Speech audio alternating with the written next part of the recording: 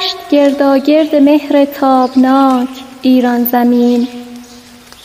روز نو آمد و شد شادی برون زن در کمین. ای تو یزدان، ای تو گرداننده مهر و سپهر، برترینش کن برایم این زمان و این زمین.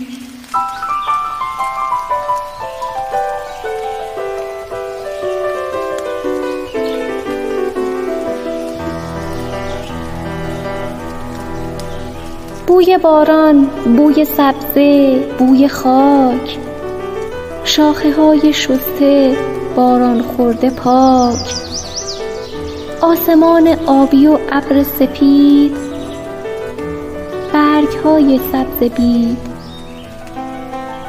عطر نرگس، رقص باد، نغمه شوق پرستوهای شاد، خلوت گرم کبوترهای مست، نرم نرمک میرسد اینک بهار، خوش به حال روزگار.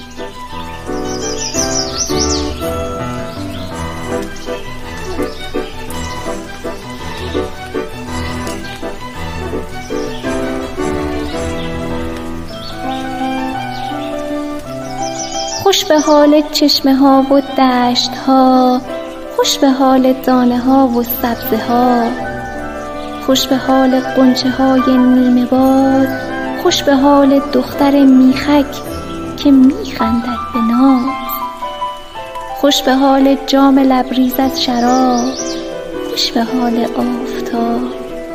ای دل من، گرچه در این روزگار جامه رنگین نمی پوشی به کام، باده رنگین نمی نوشی ز جام، نقل و سبزه در میان سفره نیست، جامت از آن می که می باید تهیست. ای دریغ از تو اگر چون گل نرقصی در نسیم، ای دریغ از من اگر مستم نسازد آفتاب، ای دریغ از ما اگر کامی نگیریم از بهار،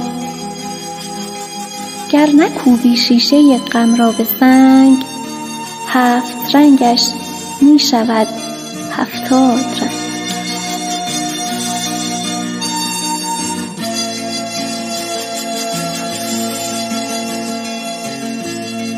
بوی عیدی، بوی توپ، بوی کاغذ رنگی، بوی تنده ماهی دودی وسط سفره نو، بوی یاسم جانماز ترمه مادر بزرگ، با اینا زمستون رو سر میکنم، با اینا خستگیمو در میکنم، با اینا زمستون رو سر میکنم، با اینا خستگیمو در میکنم.